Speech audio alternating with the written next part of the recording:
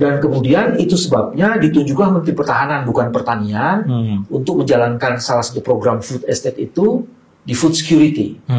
Terus salahnya di mana? Itu yang nggak betul ya Pak. Di mana?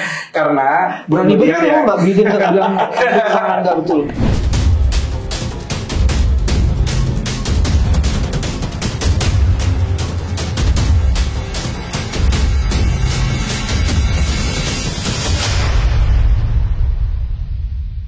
Assalamualaikum warahmatullahi wabarakatuh.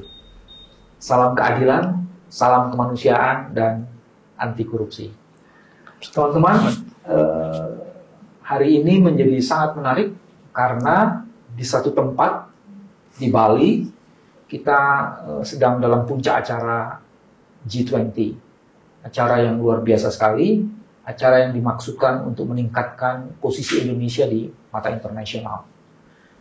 Tapi sementara itu di tempat yang lain, beberapa teman-teman ini mewakili satu lembaga yang namanya Greenpeace itu melakukan satu program, satu advocacy yang menurut saya nyeleneh juga ini. Maksudnya apa ini? Nah, lalu kedatangan dua teman, ada Mas Sahrul, ada Mas Kiki dari Greenpeace. Rangkaian acara di G20 itu ada yang namanya Global Food Security Forum di Bali. Dalam Global Food Security Forum itu dikatakan bahwa singkong itu bisa menjadi tanaman penyelamat dunia dari krisis pangan. Dan Indonesia dapat menjadi yang terdepan memproduksinya. Dalam forum itu juga kemudian diperlihatkan beberapa bentuk berbagai makanan instan, ada pasta, ada mie, dan lain-lainnya itu. Dan itu sudah dijual katanya melalui e-commerce. Ini menarik. Satu menteri mengatakan seperti itu. Tapi beberapa hari sebelumnya itu dilakukan tanggal 13 November ini. Ya. Tapi beberapa hari sebelumnya itu Greenpeace dengan gayanya itu selalu pakai yang gigantik kan gitu, ada banner besar sekali, nanti akan dipertunjukkan banner besar itu di Gunung Mas, Kalimantan Tengah, itu malah membuat kampanye. Sebenarnya itu kampanye apa dan apa kaitannya itu dengan singkong G20 dan mungkinkah itu ada kaitannya dengan food security? Ya, ada kaitannya Pak. Jadi itu adalah cara kami dari Greenpeace, Save Our Borneo, Walhi Kalimantan Tengah, jadi berbagai kelompok ya waktu itu, dan beberapa volunteer kami di Kalimantan Tengah untuk menunjukkan kepada dunia seperti apa proyek ketahanan pangan yang dijalankan oleh pemerintah hasilnya setelah 2 tahun. Ketahanan pangan memang penting Pak. Terus kenapa dipersoalkan? Nah, ini adalah soal bagaimana kemudian cara pemerintah menyelesaikan atau mengantisipasi persoalan ketahanan pangan ini. Nah, yang kita lihat kan di Gunung Mas tersebut. Kaitkan dulu dengan singkong, gimana? Nah, itu adalah dengan singkong. Karena tadi seperti sudah Pak BW singgung ya, Menteri Pertahanan kita membicarakan sebuah produk yang terbuat dari singkong. Nah, kebetulan dari tahun 2020 Kementerian Pertahanan mendapat jatah mengoperasikan proyek kebun singkong di Gunung Mas. Pertahanan, bukan pertanian ya. Menteri Pertahanan. Jadi urusan dia semestinya membicarakan soal pertahanan negara, bukan bercocok tanam singkong. Karena ini bukan Kementerian Pertanian ya Pak. Kemudian membuka hutan, menghancurkan hutan hampir 700 hektar dari 31.000 hektar yang mereka rencanakan di Kabupaten Gunung Mas, Kalimantan Tengah untuk kebun singkong dari akhir tahun 2020. Ya, oke. Hasilnya tidak seperti yang ditunjukkan di forum G20 pastinya Pak. Hasilnya adalah batang-batang singkong yang merengas dan kecil-kecil. Itu kami lihat terakhir hari Pahlawan kemarin, tanggal 10 November. Kami langsung datang melihat di sana seperti apa singkong-singkong tersebut nasibnya hari ini dan seperti apa hutan tersebut yang dulu juga rumah Kamu orang jangan hutan. bikin pahlawan menangis. Singkongnya sebesar apa? Sebesar kelingking gitu loh Pak. Kelingkingnya siapa? Kelingking gajah gede loh. Ya kalau kita ibaratkan tidak lebih besar dari satu bulpen atau pensil gitu Pak. Bisa saja di tempat lain kan itu dihasilkan, bukan dari singkong tempat situ. Kamu periksa yang tidak berhasil, ini kan diambil dari tempat yang berhasil. Nasibnya masalahnya sama semua gitu. Sama semua. Jadi kita coba lihat ini kan dari gerbang mulai masuk. Jadi itu sekitar perjalanannya kami berangkat jam 3 pagi ke lokasi tersebut ke Kabupaten Gunung Mas ke proyek kebun singkong ini. Sampai di sana itu sekitar jam 6 pagi. Kami mulai lihat itu jam 6 pagi di Kalimantan Tengah itu sudah terang banget Pak. Dan ya pohon-pohon batang-batang singkongnya itu daun kecil-kecil dan daunnya kuning gitu ya. Tunggu sebentar, kita bisa perlihatkan. Nanti teman-teman bisa lihat langsung ya kebun gambar-gambar ini nanti kita tunjukkan itu.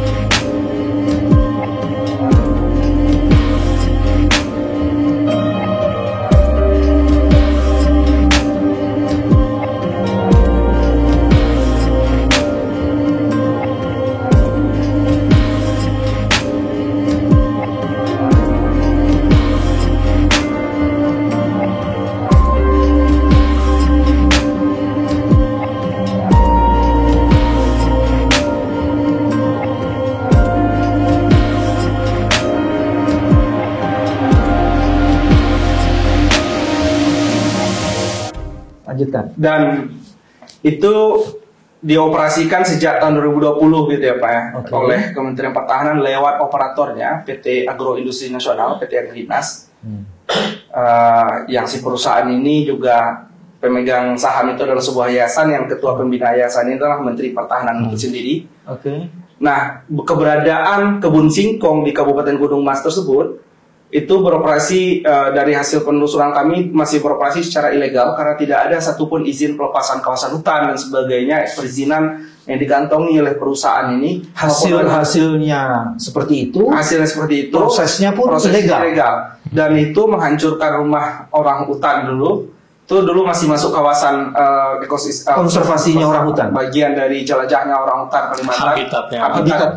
Habitatnya orang hutan. Dan sejak kebun singkong itu dibuka di sana, mulai ditanam singkong, hutannya dibuka dan kebun singkongnya itu mulai ditanami, itu sering banjir di sana sekarang Pak. Dulu nggak pernah banjir, sekarang jadi sering banjir. Makanya kami ingin memperlihatkan ke masyarakat, memperlihatkan ke publik, ke dunia gitu. Seperti inilah proyek kebun singkong yang sebagai bagian dari proyek ketahanan pangan itu tadi, yang disebut-sebut sebagai antisipasi krisis pangan. Jadi ini narasi krisis pangan itu hanya dijadikan kedok ya, topeng gitu, untuk kemudian menghancurkan hutan lebih luas dengan cara yang cepat gitu. Karena proyek ini ditaruh di bawah proyek strategis nasional Pak. Jadi sebenarnya gini, kalau boleh nambahin, jadi kan kenapa pertama begitu Pak Menteri Pertahanan menyampaikan bahwa ini adalah produk unggulan kami Indonesia bisa bertahan dengan singkong gitu. Karena memang yang dipromosikan, yang memang Kementerian Pertahanan sedang buat itu adalah food estate dengan singkong itu gitu. Nah, tapi konteksnya di sini adalah kita ngomong ketahanan pangan itu ya, food security yang sebenarnya respon yang diminta oleh PBB gitu ya tahun 2020 Maret, terutama bulan Maret 2020 mengingatkan bahwa ini ada pandemik nih. Semua negara harus waspada terhadap krisis pangan.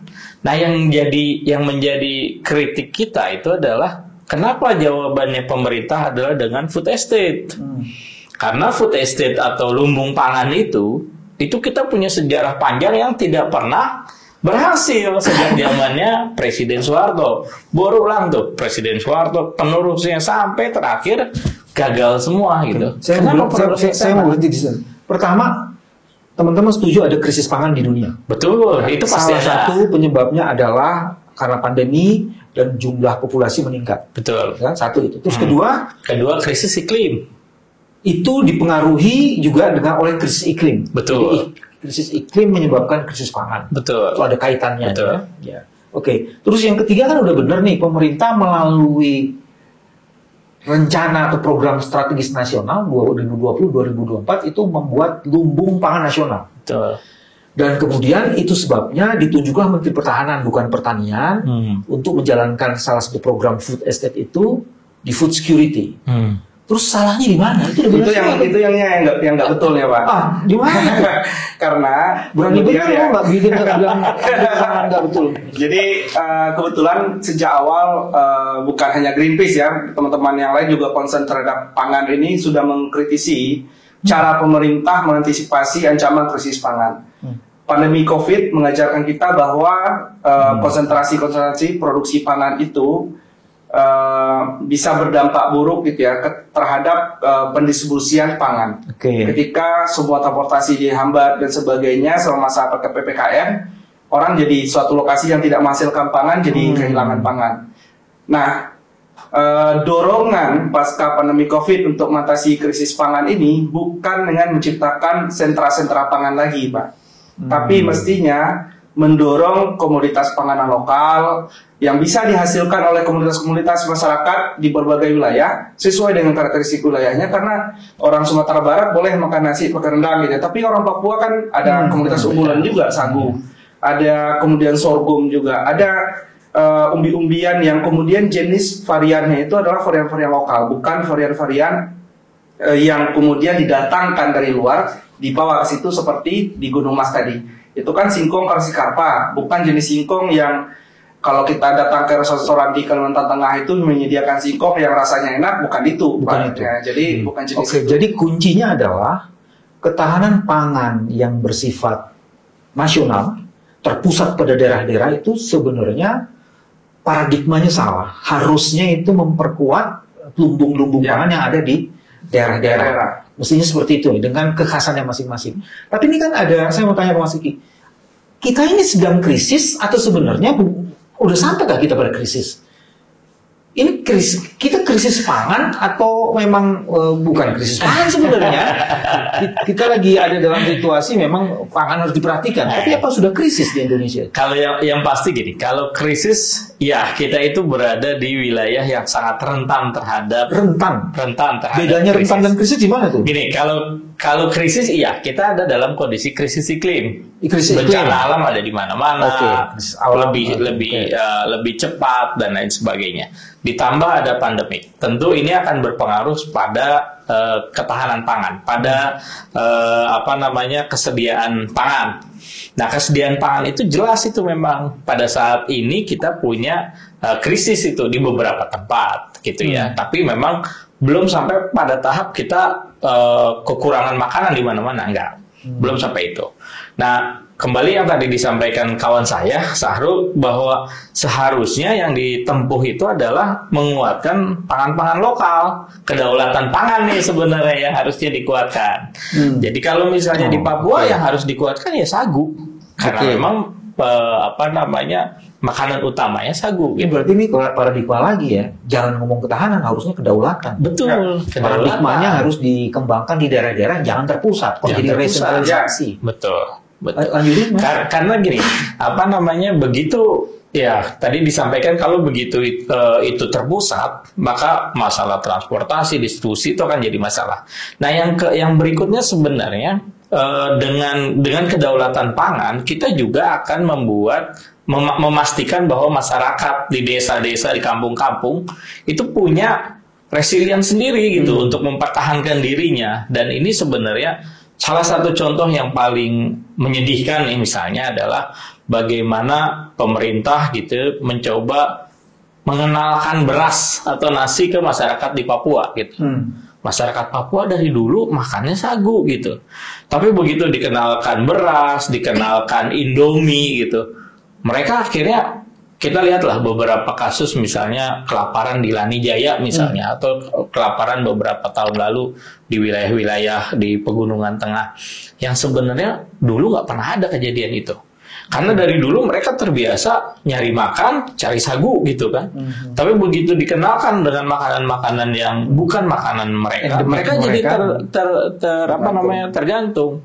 Nah, ini salah satu contoh gitu. Maksudnya artinya di beberapa daerah tentu ada yang makannya singkong, tentu ada yang seperti itu. Tapi ada juga yang makannya beras gitu. Ada pendapat ini satu studi nih, 2019 The Global Food Security Index.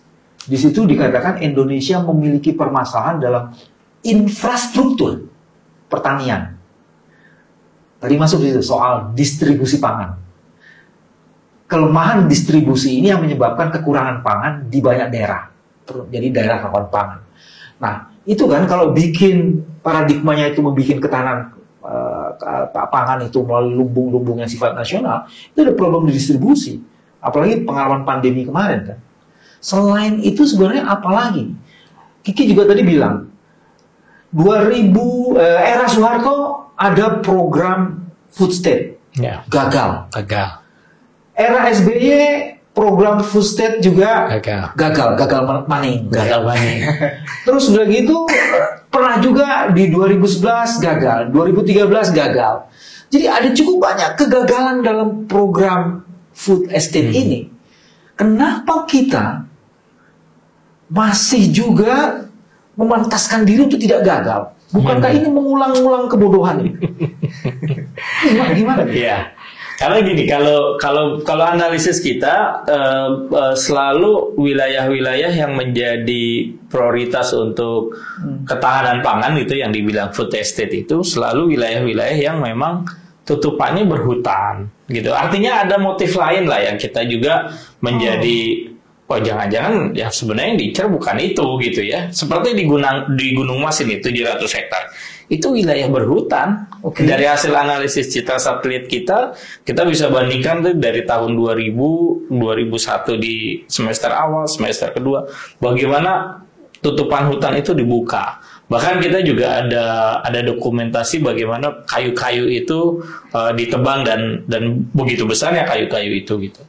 Nah, itu kemana kita nggak tahu lah. Itu pasti kayunya udah dijual oleh yang buka gitu ya. Hal yang sama terjadi di proyek lahan gambut 1 juta hektar di zaman Presiden Soeharto dulu kan, di mana di daerah Kalimantan Tengah di bawah di Pulau Pisang. Itu pada zaman itu betapa mudahnya kita melihat kayu ramin keluar dari hutan gitu ya. Sampai sekarang sampai habis kan kayu ramin itu kan. Nah, ada motif itu sebenarnya yang menjadi kita ya curiga lah ya. Kenapa mesti di hutan? Kenapa kalau mau bikin ketahanan pangan, kenapa nggak disebar di setiap daerah sesuaikan dengan produknya masing-masing? Kayak singkong misalnya, lebih bagus singkong di Gunung Kidul kan daripada di Gunung Mas. Misalnya gitu ya. Sama gunung ya. Sama gunung gitu. Tapi wilayahnya berbeda gitu kan. Jadi harusnya dilihat ada analisis terlebih dahulu, studi kelayakan dan lain sebagainya. Yang terjadi di Gunung Mas itu adalah mereka buka hutan, baru mereka bikin KLHS. Jadi sebelum dibuka itu mereka jelasin dulu KLHS itu. KLHS itu kajian lingkungan hidup strategis. Dalam kajian kalau dulu AMDAL. AMDAL, ya. Nah, jadi sebenarnya dalam dokumen AMDAL itu kan harus dipelajari kelayakan.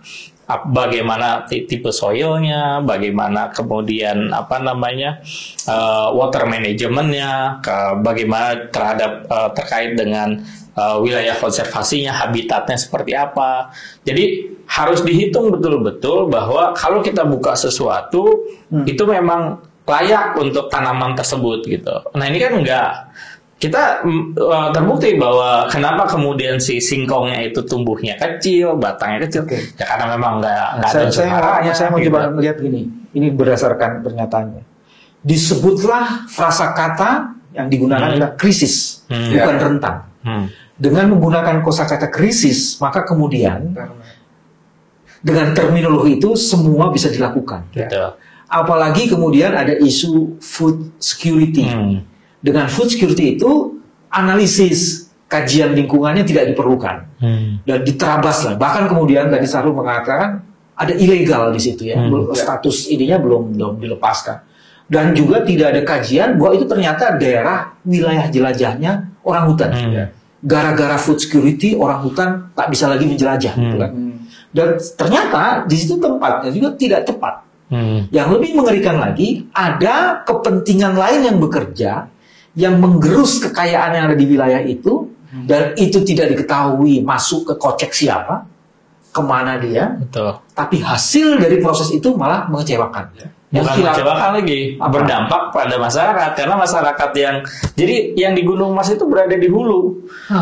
Jadi wilayahnya itu hulu dari beberapa sungai, sehingga begitu selesai mereka buka, wilayah yang di bawah pasti banjir. Dan sekarang itu setiap tahun mereka banjir. Tanggal 10 kami ke sana, Pak. Tanggal 14 banjir kemarin di sana, di lokasi di perkampungan di bawah ya. Itu. Menurut masyarakat di situ, sebelum itu dibuka, sebelum hutan untuk food estate singkong itu dibuka, belum pernah ada banjir di sana. Kalaupun ada air ya tergenang katanya. Tergenang itu ya nggak sampai semata kaki, kemudian hilang gitu ya. Jadi food security menciptakan banjir. Ya, menciptakan flood. Karena sistem bagaimana pangan kita diproduksi itu, Pak, berkontribusi besar terhadap krisis iklim tadi. Jadi kalau menurut risetnya intergovernmental ini ya on climate change itu, dia menunjukkan bahwa di sektor land use itu penggunaan lahan, salah satu yang paling berdampak itu adalah sektor pertanian. Nah, bagaimana kemudian sektor pertanian itu dioperasikan? Nah, di situ kemudian kontribusi besar, Pak. Mulai kayak ini hutannya dibuka, kontribusi besar di situ. Kemudian dia belum lagi menggunakan pupuk dan sebagainya gitu ya. Nah, hujan itu semakin ekstrim. Hujan ekstrim ya terjadi karena ada faktor kehilangan hutan tadi juga. Jadi ini kayak faktornya kayak siklus ini, Pak. Jadi bukan faktor yang masing-masing gitu ya. Jadi hujan ekstrim ya banjir di situ. Hutannya peresapannya udah nggak ada lagi, udah dihajar untuk singkong gagal. Dan ini baru satu kasus dari sekian banyak yang direncanakan gitu ya, Pak. Kebetulan di lokasi Gunung Mas ini yang sudah kentara, makanya kita mengingatkan pemerintah sebenarnya sebelum semua hutan bernasib sama seperti Gunung Mas. Nah, kalau pertanyaannya kenapa kemudian di Gunung Mas ini ya, sebelum semua hutan bernasib sama seperti Gunung Mas, kita ingat pemerintah hentikan dulu proyek food estate ini. Evaluasi. Sebenarnya itu programnya untuk berapa ribu hektar? Kalau jutaan, Pak, nggak ribuan. Jutaan. Kita bicara jutaan hektar di sini. Jutaan hektar. Dan di Gunung Mas berapa ribu hektar? Di Gunung Mas 31.000 hektar yang direncanakan. Oleh Kementerian Pertahanan saja itu ada lebih dari 700.000 hektar. Ini kementerian yang urusannya sebenarnya bukan nanam-nanam ya, Pak ya. Punya target. Ada datanya nggak berapa juta hektar itu berapa juta? Kalau yang juta hektar untuk Papua saja itu ada 1,2 juta hektar. Provinsi Papua itu ada data detailnya itu, Pak. Saya enggak ini ya, biar akurasinya. Anda punya bukunya, coba lihat. Ada nanti ada laporan yang baru kami launching soal food estate ini. Jadi di yang warna hitam deh. Ya, yang warna hitam. Oke. Nah, kebetulan di sini kami highlight beberapa data-data karena banyak sekali data di sini. Saya bukan orang pengingat angka-angka yang baik. Oke. Jadi di dalam lapor ini kami coba highlight beberapa lokasi proyek-proyek full estate di seluruh Indonesia gitu, karena itu bukan hanya di Kalimantan Tengah. Awalnya Pak, ini ketika tahun 2020 itu direncanakan di Sumatera Utara, Sumatera Selatan, Kalimantan Tengah, dan Provinsi Papua. Tapi terus berkembang tanpa informasi yang jelas dari pemerintah. Kami hampir menyurati semua kementerian terkait proyek ini. Kami menanyakan informasi di mana saja lokasinya ke pemerintah daerah juga, dan tidak ada respon balik yang benar-benar memberikan informasi yang kami minta gitu.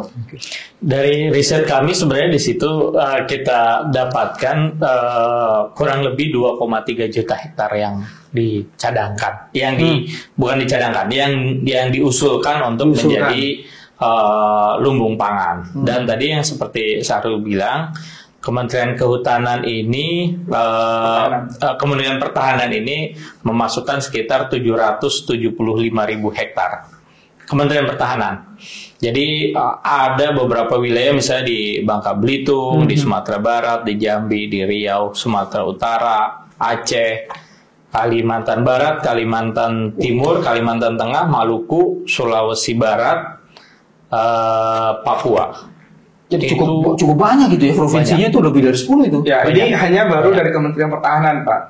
Kalau Kementerian Pertanian juga ada. Kementerian Pertanian dia juga mengolah yang di proyek lahan gambut di era Soeharto yang gagal, yang itu jadi penyebab kebakaran tahun 97 juga, yaitu kebakaran hebat juga terjadi di sana. Di tahun 97, 2015, 2019 gitu, itu kebakaran di lokasi-lokasi itu. Jadi kemungkinan kontribusi kerusakan tidak hanya dari Departemen Pertahanan. Bukan. Juga Jadi dari ini proyek food estate secara departemen. keseluruhan sebenarnya berpotensi menimbulkan dampak eksternalitas negatif yang begitu besar sebenarnya Pak. Kerusakan itu bisa tidak tertanggungkan sesungguhnya kalau pemerintah tetap melanjutkan proyek ini. Ini di sini ada catatan. Pemerintah mengestimasi dana 6 triliun rupiah untuk 3-4 tahun untuk merealisasikan rencana food estate, termasuk mencetak sawah.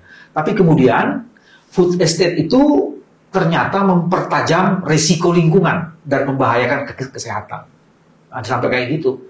Sebagai contoh kemudian dari situ muncul kebakaran hutan 2019 dan kerugian ekonominya berlipat-lipat 72,95 triliun. Jadi 10 kali lipat lebih, Bos. Hampir 12 kali lipat. Jadi ini kita sebenarnya sedang mencetak, ini judulnya bagus banget nih. Menanam kehancuran, menuai krisis iklim. Food estate ini dahsyat betul. Ini betul-betul seperti kayak gitu kan? Iya, jadi kalau tadi dan food estate ini memang salah satu gitu ya Pak ya yang saat ini mengancam. Tadi kalau soal kebakaran itu ada sawit, ada hutan tanaman industri juga ya. Jadi kenapa kita sebut menanam kehancuran menuai krisis iklim? Karena kemudian seperti yang kita lihat di Gunung Mas, yang ditanam itu bukan singkong di situ ya, menghancurkan hutan yang dilakukan di sana. Dan kemudian ketika hutannya sudah hancur, next kalau kita belajar dari Project Merauke Integrated Food and Energy Estate, ujung-ujungnya MIFE beralih jadi sawit gitu Pak, atau jadi lahan-lahan perusahaan. Jadi ini sebenarnya sasaran antara aja nih. Kalau kita belajar di sejarah ini kan kita jangan sesekali melupakan sejarah ya Pak ya. Nah, itu jadi kita wajib melihat bagaimana proyek lahan gambut 1 juta hektar di Kalimantan Tengah, Delta Kayangan Food Estate di Kalimantan Utara semasa SBY, kemudian Merauke Integrated Food Energy Estate atau MIFE di Provinsi Papua, di selatan terutama. Seperti apa hasilnya semua proyek ini gagal? Di situ ada punyanya itu tuh. Salah satu mantan Kapolri itu di situ di betul nggak tuh ada wilayah sawit di situ. Tapi ya itu banyak lah sawit di situ. Jadi yang kita lihat kemudian ini kan mendorong sentra-sentra pangan dengan menghancurkan ekosistem. Padahal pangan itu kan hidup di dalam satu ekosistem itu ya. Gagal, ujung-ujungnya diserahkan kepada perusahaan yang mampu untuk mengolah jadi lahan lain. Kalau di Merauke ya berubah jadi sawit. Sawahnya tinggal tersisa sedikit yang dikelola oleh satu perusahaan juga. Nah, dan project food estate kali ini itu sepertinya memang tidak belajar dari kesalahan-kesalahan masa lalu itu dan mengulanginya lagi gitu Pak. Gunung Mas atau di Humbang Hasunutan juga Sumatera Utara juga terjadi seperti itu, polanya agak berbeda ya. Di catatan saya yang paling luas ternyata di Papua ya. Papua 1,7 juta hektar. 1,7 juta hektar itu hanya di Provinsi Papua Pak. Kalau Provinsi Papua Barat kita lihat dari data yang kemudian kami peroleh, tapi ini datanya masih kami coba konfirmasi lagi. Walaupun sumbernya sudah dapat dari pemerintah, itu 1,5 juta hektar hanya diajukan oleh satu perusahaan, satu grup perusahaan. Artinya kan Papua Barat bisa jadi udah bisa disebut tuh, udah bisa di 3 juta hektar sendiri dia gitu kan Pak. Ya, dan itu kalau ini yang tadi 1,7 itu Kabupaten Merauke. Ya. Jadi kalau di catatan di laporan ini disampaikan bahwa area of interest-nya itu 1,7 juta hektar itu di Merauke, kemudian di Kabupaten Mapi itu 1,2 juta 898 hektar, jadi 1,2 juta hektar. Kemudian di Bovendigul 166.000 hektar. Totalnya 3,2 juta hektar. Itu baru di selatan Papua tuh. Ya, itu sekarang tidak masuk Papua loh. Provinsi Papua Selatan Papua. dan kita bisa bayangkan kan Pak, Provinsi Papua Selatan ini betapa hancurnya nanti gitu ya, dengan situasi ekspansi perkebunan yang sudah berlangsung lama di sana, masyarakat adatnya sudah lama disingkirkan lewat proyek MIFE ini. Sudah banyak sekali studi-studi antropologi soal dampak negatif MIFE ini gitu ya Pak ya. Dan kemudian ditambah lagi oleh proyek food estate ini. Dan satu konfirmasi ini yang kami terima dari Kabupaten Bovendigul Pak. Kami menanyakan ke Kabupaten Bovendigul, kalian sudah punya area food estate belum yang direncanakan? Untuk apa? Dan mereka kebetulan satu-satunya pemerintah kabupaten dan sebanyak surat yang kami kirim ya Pak, pemerintah pusat dan kabupaten Bovendigul yang merespon dengan cukup baik. Mereka mengatakan bahwa kami sudah menerbitkan izin food estate untuk 6 perusahaan kalau saya tidak salah ingat, dan beberapa di antara itu adalah perusahaan sawit. Nah, ini jadi kelihatan kan motif jas merah tadi itu. Nah, berarti mengingatkan kita lagi ke periode MIFE kan Pak. Jadi kekhawatiran di awal sejak proyek ini. Jadi ini sejak dalam pikiran sudah niatnya udah beda ini sepertinya gitu ya Pak. Sejak kalau kita lihat nih sejak tahun 2020 kan semua pihak sudah mengkhawatirkan tentang proyek ini. Ketika kami mendapat balasan dari Kabupaten Bovendigul itu seperti mengkonfirmasi, berarti ini memang benar mengarah ke sana. Dan kemudian kami lihat lagi faktanya di Gunung Mas, dan terjadi seperti itu, singkong ditanam nggak pernah dirawat. Berarti niatnya untuk apa nanti? Kebetulan di sekitar itu jadi konsesi perusahaan juga gitu Pak. Dan keinginan ini seperti terkonfirmasi dan tidak ada narasi krisis pangan itu hanya dijadikan narasi untuk mempercepat proses ini saja gitu kesannya Pak. Karena kalau dia berproses lewat mekanisme yang normal, mereka harus dapat izin lingkungan, harus dapat proses-proses panjang lah ya di perizinan itu. Ketika ini di bawah proyek strategis nasional, semuanya diterabas. Apapun persoalan lingkungan itu bisa dikesampingkan dulu, proyeknya bisa jalan gitu ya. Dan itu kan bypass sebenarnya jalur tol lah ya untuk mendapatkan lahan. Jadi karena itu kami kemudian lihat kan ini contohnya nih. Seperti apa proyek ini dan kenapa kemudian pemerintah kepentingan itu, dan beruntungnya kan beberapa hari setelah kami menunjukkan situasi terkini di lokasi food estate itu di tanggal 12 dan 13 itu kan pemerintah di pertemuan rangkaian pertemuan G20 membicarakan soal krisis pangan, dan di pidato Presiden Jokowi juga menyebut soal krisis pangan. Sebenarnya kita mengharapkan pemerintah berhentilah melihat antisipasi krisis pangan ini dengan ekspansi lahan baru gitu Pak. Karena ada masalah dalam sistem pertanian kita, sistem produksi pertanian kita, yang jawaban itu bukan membuka lahan baru.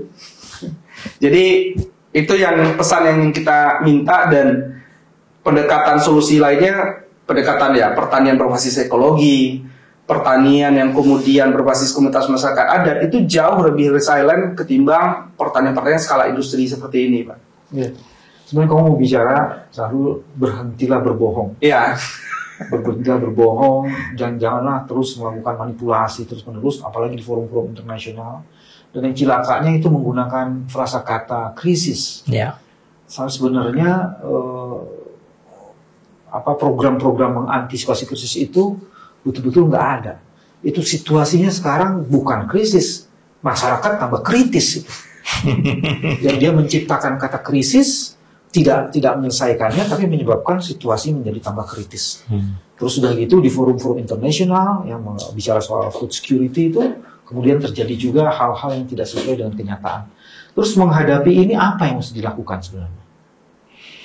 Jadi gini, sebelum menghadapi yang ini, sebenarnya kan gini, ketahanan di Indonesia itu masalah ketahanan ketahanan pangan di Indonesia yang nyata itu adalah masalah nutrisi dan akses. Jadi kan ada wasting ya, ada yang anak-anak yang ada stunting, ada wasting, ada juga masalah obesitas.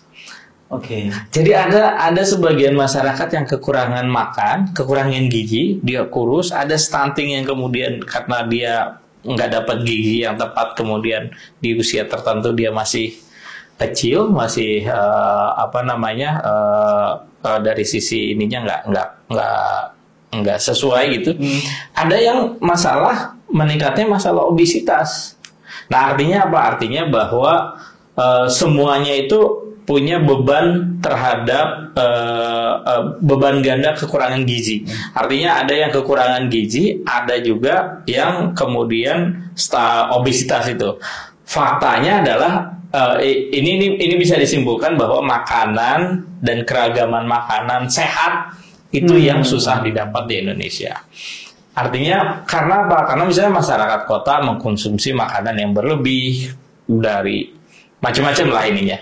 Sementara di wilayah-wilayah tertentu yang bukan cuma di desa ya, di kota juga banyak di kota-kota yang terutama yang masyarakat miskin kota itu banyak sekali yang masih ada ketidakadilan di situ, ada krisis kemanusiaan juga akhirnya kan. Betul. Nah, itu yang sebenarnya harusnya dibenahi gitu. Kalau dibilang krisis karena pandemi kita nggak ada pangan, enggak sebenarnya. Tapi yang pada ketahanan pangan yang seperti itulah masalah itu ada. Gitu. Dan problem kita sebenarnya kita perlu kedaulatan bukan ketahanan. Betul. Kalau kita bicara kedaulatan, kita kan sudah bicara bagaimana pangan itu diproduksi kan. Iya. Dan itu harus berbasis menentukan bagaimana cara produksi mestinya kan adalah masyarakat. Dan sesuai dengan masyarakat. Nah tadi kalau kita bicara hutan yang hilang ini, padahal hutan itu adalah sumber di mana vitamin itu dihasilkan, protein itu dihasilkan sebenarnya gitu Pak. Yang sudah lama dijajah oleh pemerintah, dihilangkan pengetahuan itu dari komunitas-komunitas masyarakat Indonesia ini. Sehingga kemudian lupa jenis-jenis buah-buahan yang ada di hutan dan sebagainya itu gitu ya. Dan digantikan dengan biji-bijian yang hanya beberapa jenis gitu. Itu ada 3 tuh. Satu, sekarang ini dari individual dan family based food diubah menjadi corporate based food. Dengan corporate based food itu kemudian terjadilah penyeragaman. Ya, penyeragaman makanan yang diproduksi. Dengan penyeragaman itu terjadilah proses monopoli.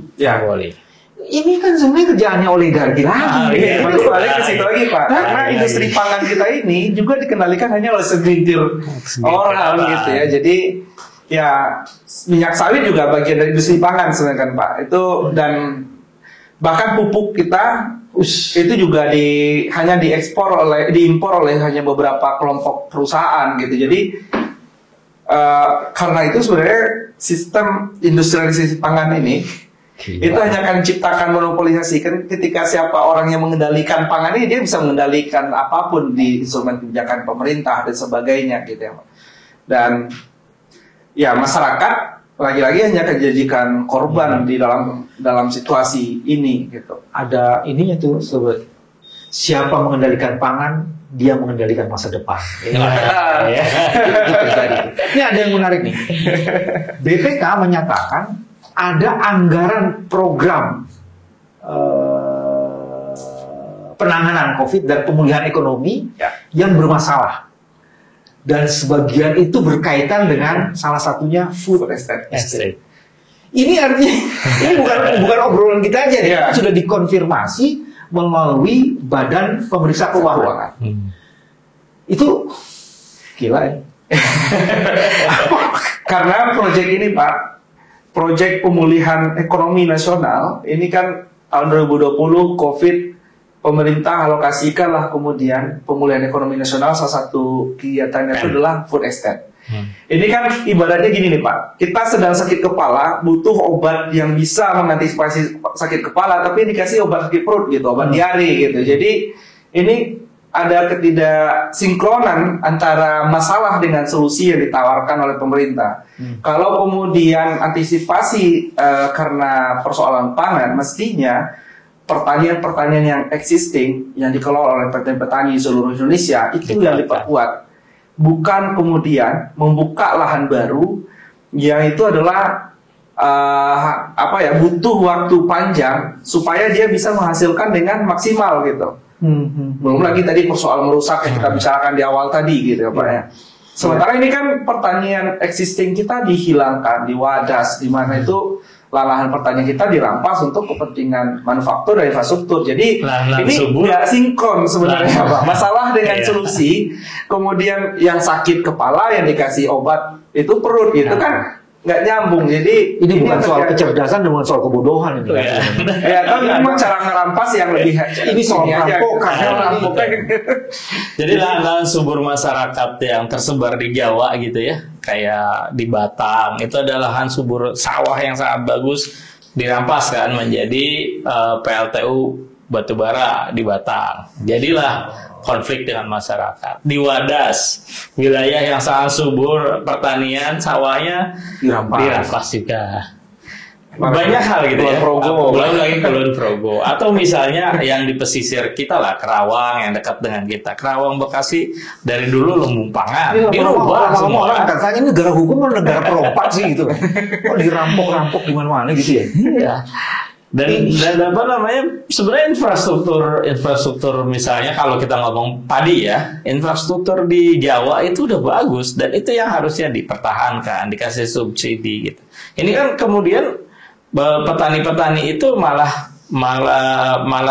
dianaktirikan gitu ya, sehingga akhirnya begitu mereka panen harga turun. Mereka rugi kan, akhirnya sekarang susah sekali cari anak muda yang mau jadi petani. Rugi mereka, mendingan jadi tukang ke kota. Jadi tukang sehari bisa dapat 150.000 gitu ya, atau 200.000. Untuk tiktokan gitu.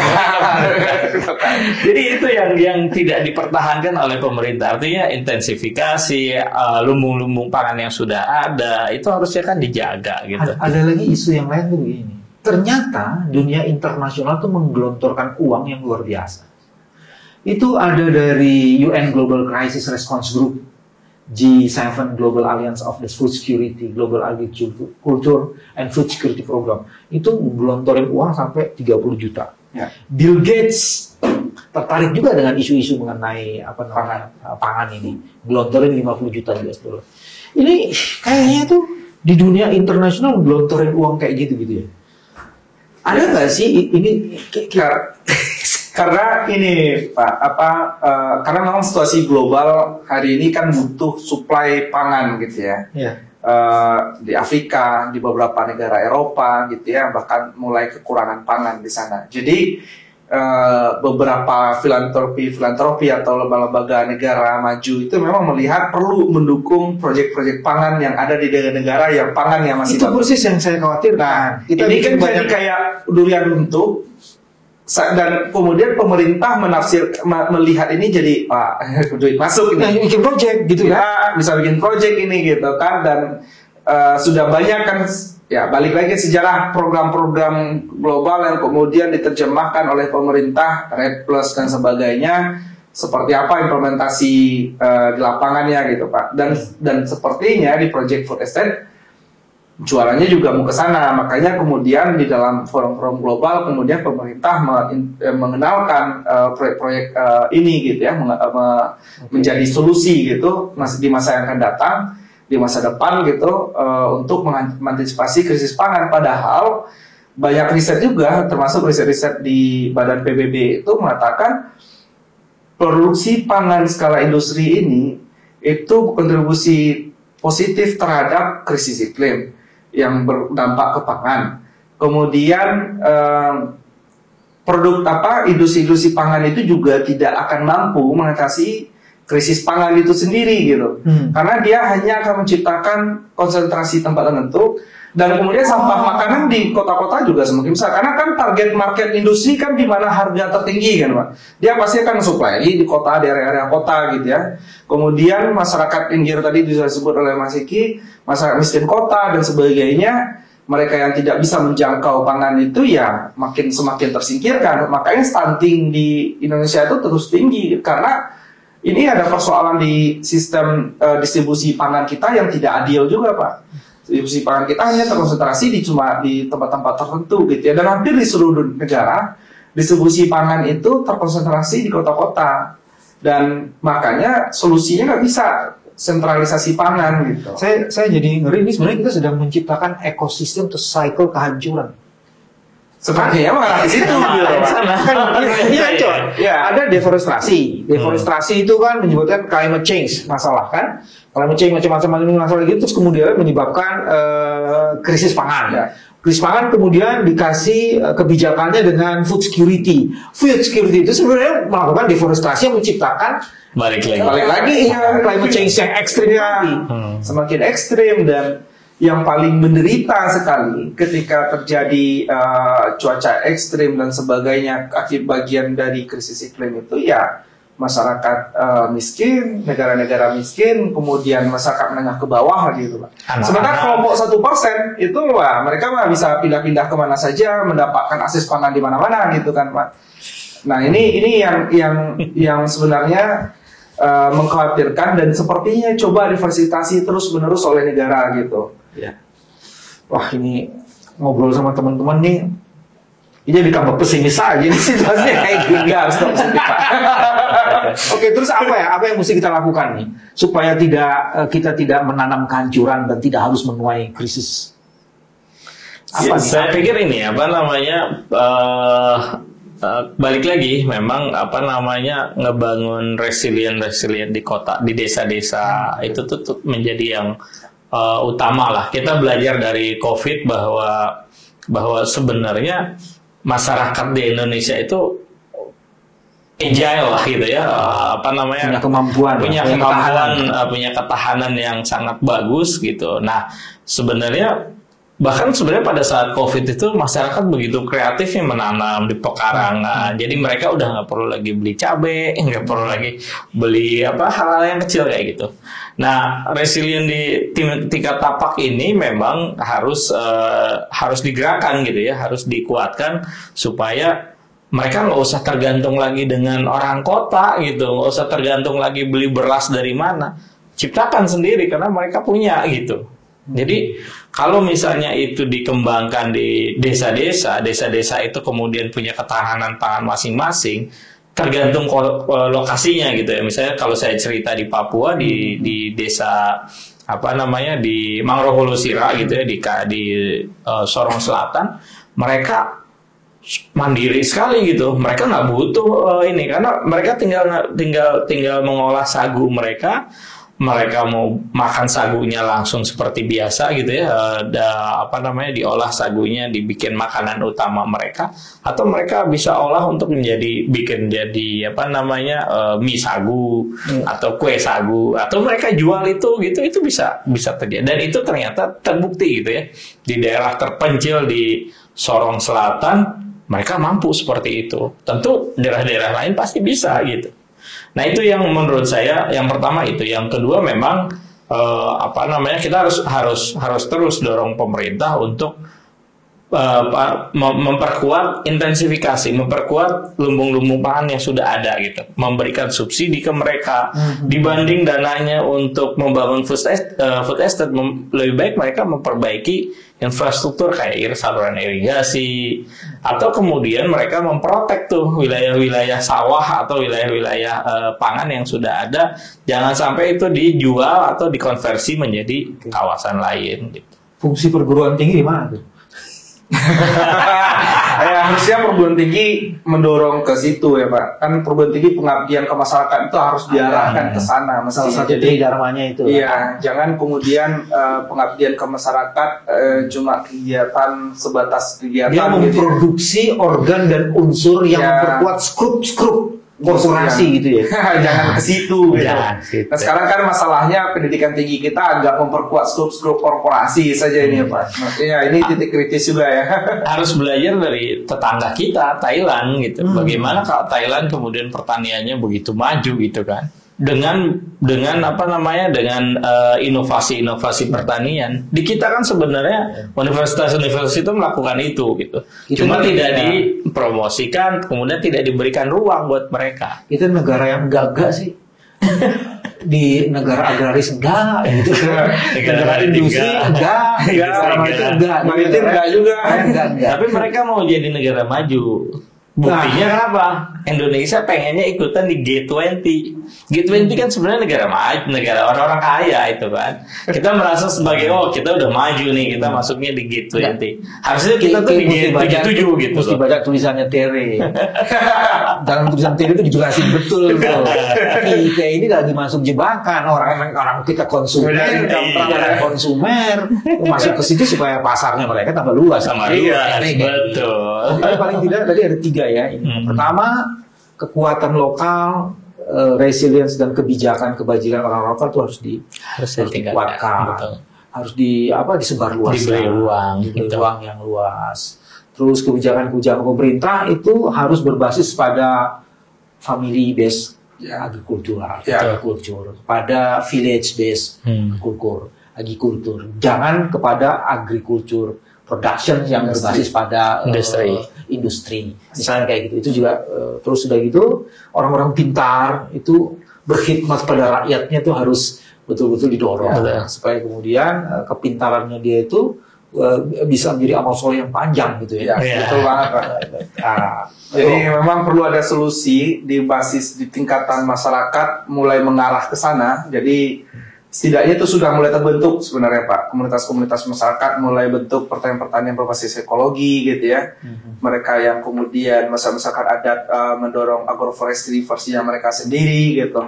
Makanya di sini penting juga dukungan struktural gitu ya, dukungan dari pemerintah itu. Jadi kalau perubahan itu hanya dari masyarakat saja inisiasinya, sementara strukturalnya masih untuk ngasih makan industri, di sini jadi nggak bisa ngapa-ngapain, jadi tidak berdaya gitu ya Pak. Sementara kita butuh supaya inisiasi masyarakat yang sudah muncul ini diperkuat dan diperluas gitu. Jadi nggak bisa cuma sebatas dari masyarakat saja, tapi butuh dukungan struktural dari sisi masyarakat sendiri dan masyarakat dari pemerintah sendiri. Pemerintah ini ya karena karakternya pemerintah di mana ini ya butuh tekanan juga, makanya publik secara luas perlu mendorong pemerintah mengarah ke sana gitu Pak. Jadi kayak mahasiswa gitu atau teman-teman yang ada di kota sebagainya, saya gimana harus ngapain? Ya setidaknya mendesak pemerintah mendorong ke sana gitu. Bagaimana kemudian sistem pertanian kita ini yang sekarang berbasis industri ini, yang ngasih makan industri semuanya gitu ya, dialihkan kepada sistem pertanian berbasis ekologi, ecological farming gitu ya Pak, mengutamakan petani keluarga, pisan gitu, atau kemudian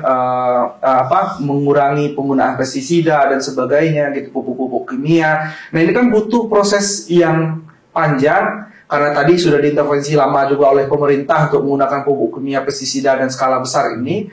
Pemerintah perlu lagi mengembalikan itu ke pola yang sebenarnya sudah ratusan tahun bahkan ribuan tahun jadi pengetahuan masyarakat adat gitu ya Pak.